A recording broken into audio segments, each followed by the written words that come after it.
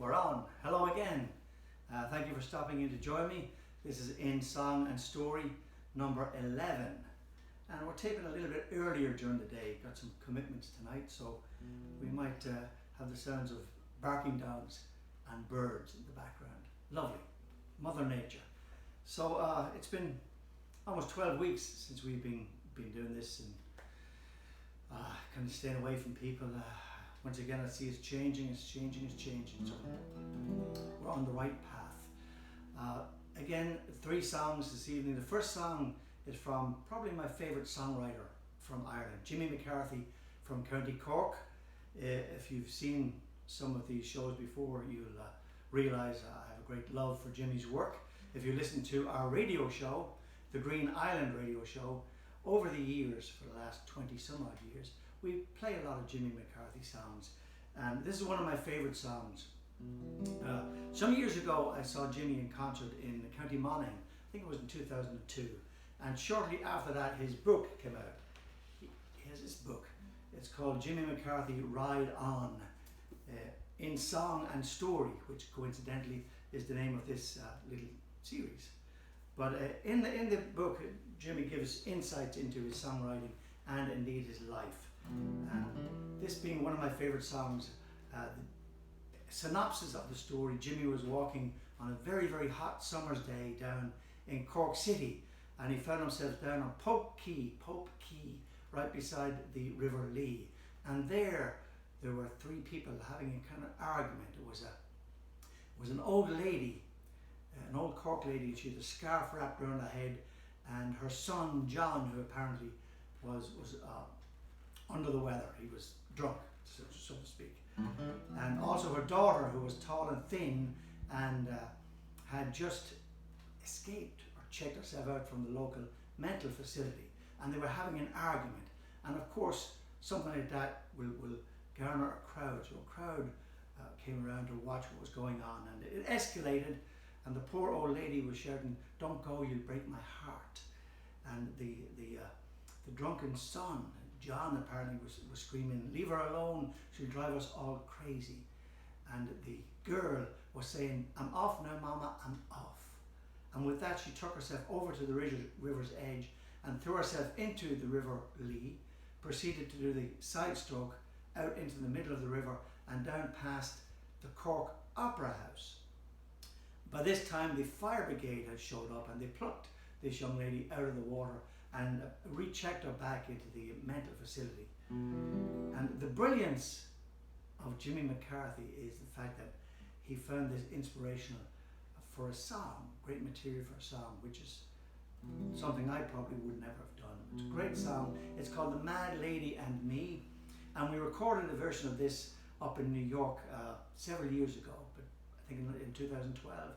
Gabriel Donoghue from Athenry, a great producer and multi-instrumentalist, produced the album, and we were looking for a title for the finished project, and again a lightning bolt of genius came to Gabriel. A line from the song, a splash of no regrets. So that's what we call the album. Anyway.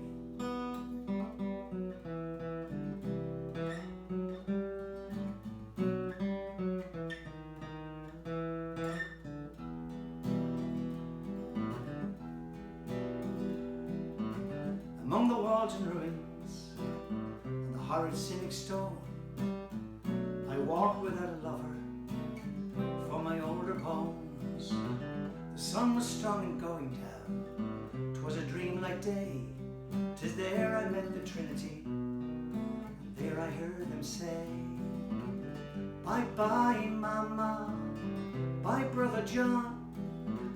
Fare thee well, ye Shandon bells, ring on." We were swimming out in the sunset, swimming out to sea, swimming down past the Opera House, the Mad Lady and me. She leaned much closer, hugged them all goodbye. Her mother cried, "Don't go, my love, we all must, by and by." A drunken tongue said, "Leave her off, she'll drive us all crazy." She turned around and saw my face, and both of us were she, and we sang, bye bye mama, bye brother John, fare thee well you Shandon bells, ring on, we were swimming out in the sunset, swimming out to sea, swimming down past the opera house, the mad lady and me.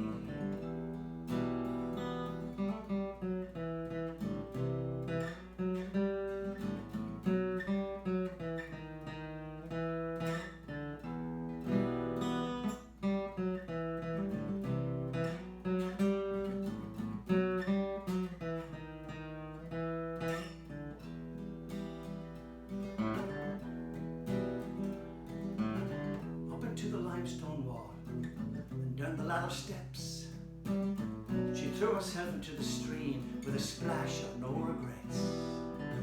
Side stroke swimming midstream, throwing kisses to the crowd. And everything was silent, the sky had not one cloud, but for bye bye mama, bye brother John, fare thee well you Shandon bells, ring on, we were swimming out in the sunset, swimming out to sea, swimming down past the opera house, the mad lady and me, and it's bye bye mama, bye brother John, fare thee well you Shandon bells, ring on, we were swimming out in the sunset, swimming out to sea, swimming down past the opera house, the mad lady and me.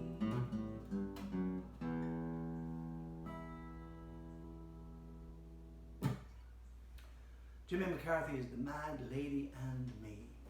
I just love that song. Very inspirational. So this is the beginning of June now, in the year of our Lord 2020. The pandemic continues, although things are being relaxed. Let's hope there's not a second and indeed third wave of this thing.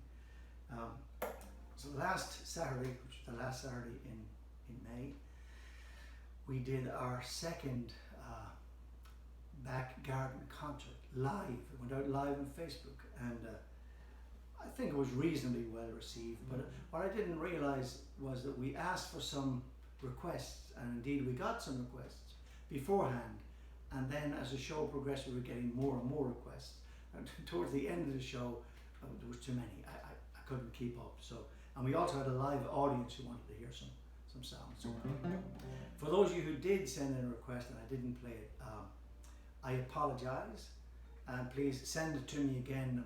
We possibly will do it in one of these particular episodes.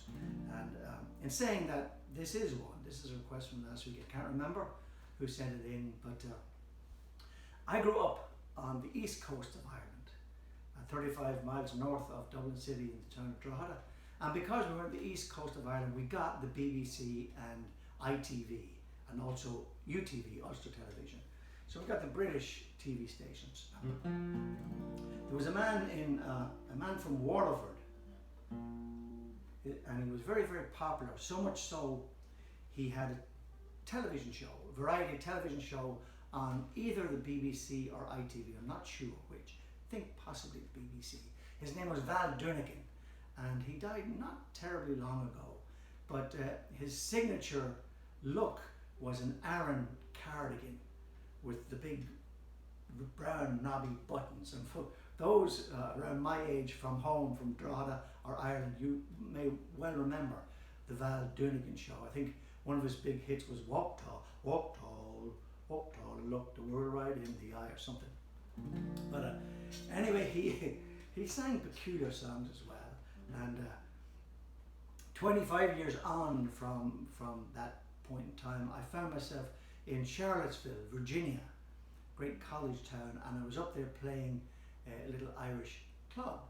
It was called W.W. O'Toole's, I believe, and I was scheduled to do 2 sets. And I did the first set. What I didn't know was that the first set was upstairs in the dining room, very, very lovely, and the second set was to be downstairs in the bar. So what I had to do was do the set, break down all of my equipment and lug it down the stairs, set it up again and play for the bar crowd. As I remember, I only played that venue once.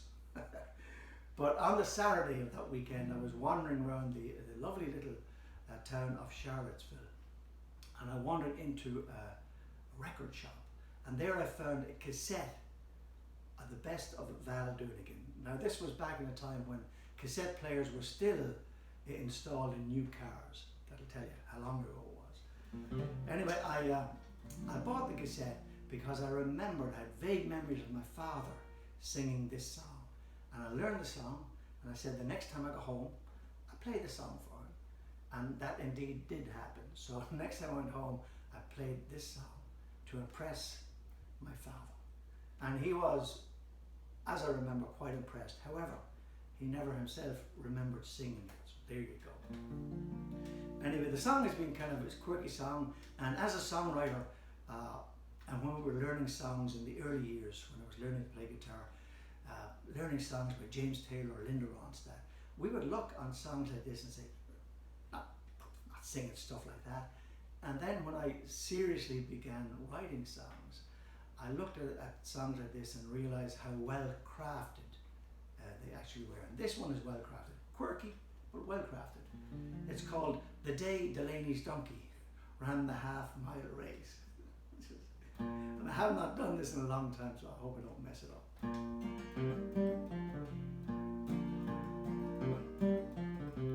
Now Delaney had a donkey that everyone admired, temporarily lazy, permanently tired, a leg at every corner, balance in its head, and a tail to let you know which end it wanted to be fed. Riley slyly said, "We've underrated it, why not train it?" Then they took a rag, they rubbed it, scrubbed it, oiled and imbricated it, got it to the post, and when the starter dropped the flag, there was Riley pushing it, shoving it and shushing it, Hogan, Logan, everyone in town, lined up attacking it, shoving it and smacking it. They might as well have tried to push the town hall down. The donkey was eyeing them, openly defying them, winking, blinking, twisting out of place, Riley reversing it, everybody cursing it. The day Delaney's donkey ran the half-mile race.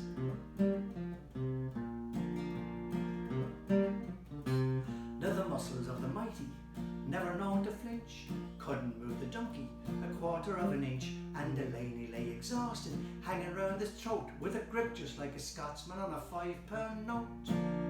Starter Carter lined it with the rest of them. When it saw them, it was willing then.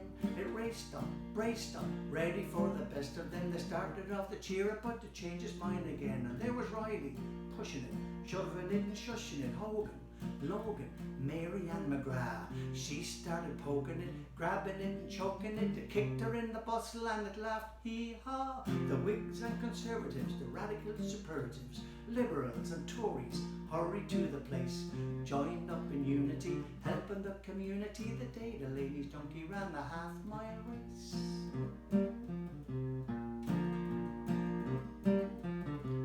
Now the crowd began to cheer it, and Rafferty the judge, he came up to assist them, but still it wouldn't budge. And the jockey who was riding it, little John McGee, was so thoroughly disgusted, he went and had his tea.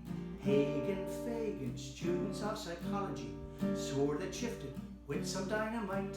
They bought it, brought it, then without apology, the donkey gave a sneeze and blew the whole lot out of sight. And there was Riley, pushing it, shoving it and shushing it. Hogan, Logan, all the bally crew, police and auxiliary, the garrison artillery, the second and the skillings and the lifeguards too. They seized it and harried it, picked it up and carried it, jeered it, steered it to the winning place.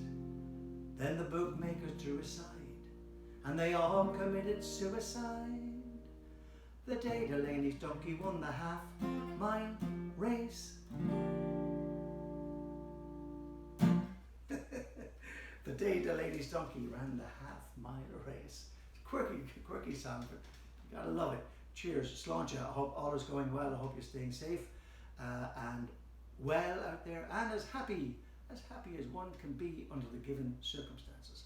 The weather's been lovely here again, still remains lovely even into June in Savannah, not overly hot. And speaking with my sisters and brother in Ireland, apparently the weather is just beautiful, gorgeous over there, lovely spring. Long may it last. Sláinte. Here's another song I have not played in quite a while, and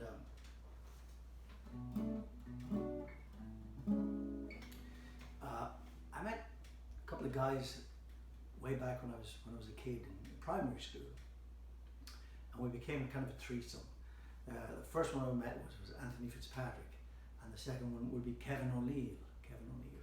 And we met back then when you were in primary school, second or third year. It was called second, 2A or 2B. They had the A classroom for the scholarly students, and then the B classroom, which was just that, you know. I was always in the A classroom, but not anywhere near the front. I always bring up the rear kind of thing, not anywhere. The front was my friend Tom Hodgins was in the front there, and Oliver Costello, Johnny Kermit, people like that, clever people. But myself and Anthony Fitzpatrick were down towards the end, you know, and Kevin, and we when we reached the age of 16, we all three of us bought motorcycles, and I think Kevin had a Kawasaki 125. There was 125cc big. I had a Yamaha 50cc, and then Anthony had a Suzuki 50cc, which was in essence temperamental machine, piece of junk really, you know. And it seemed only to want to start up and go out on rides in good weather. Whenever it rained, this thing wouldn't go. Great stuff. But we thought we were easy riders of the day, you know. And we used to sit in my house, listen to records, or Anthony's house, sit and listen to records. And we would talk about what the future held, the places we were going to travel around the world, you know, in the coming years. And after we left school, I left school at 16 to become an electrician. He left shortly thereafter to become a guard, Síochána, became a police officer. And unfortunately, he was in an accident up in the north side of Dublin, where we were stationed around Drumcondra, on a very slick and wet night in 1979, August the 1st. And his car hit a lamp post, and he died, you know. So, and 10 months later, I started traveling. I came to America and really started my travels. And over the last 40 years or so, I've traveled a lot of places, and I always in the back of my mind thought that he was with me, and I still do, as a guardian angel. So I don't know, he'd be with me, I suppose, until my own journey is finished. But back in 1990 we had twins, a boy and a girl. Tracy and I had twins, and I really wanted to write something about that. And so the first line of this song is where it started, and then the song just went someplace else, and it went into that thought of a guardian angel. We all have guardian angels, but that's what happens with music, I suppose. So give the song a shot. It's a song called Angel Blue, and this will be the last song of this evening. It seems to fly. Let's give it a shot.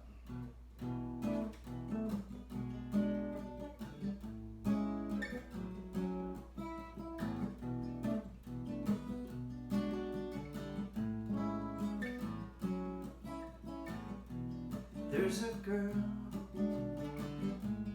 there's a boy, there's an angel way on high. He's looking down from above, watching over those I love. Angel, angel in the sky, help me make it through this night. There's an angel for every girl and boy, and there's an angel for you.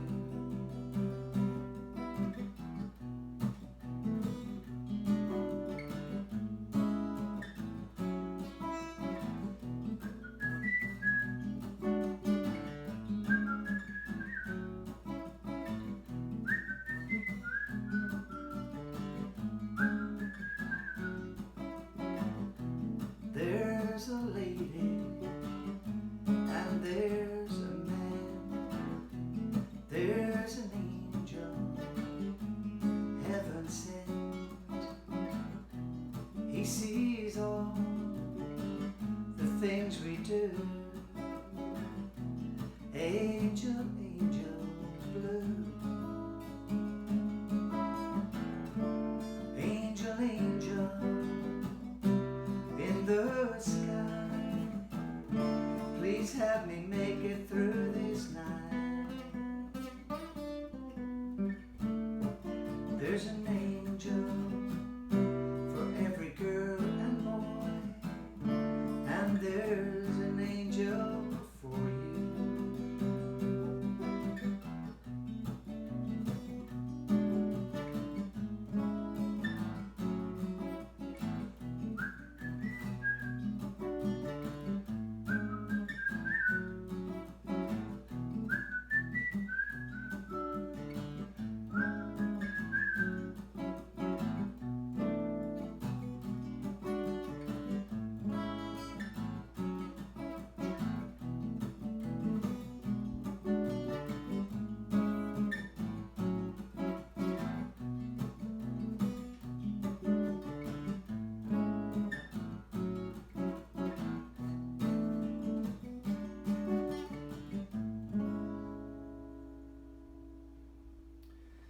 Song called Angel Blue. Thank you very much for stopping in. I think it's time to visit the barber and maybe have a shave and a haircut, so we may look a whole lot different next week. Anyway, be safe out there, be happy as I said, and thank you again. Good night, God bless, wherever you are.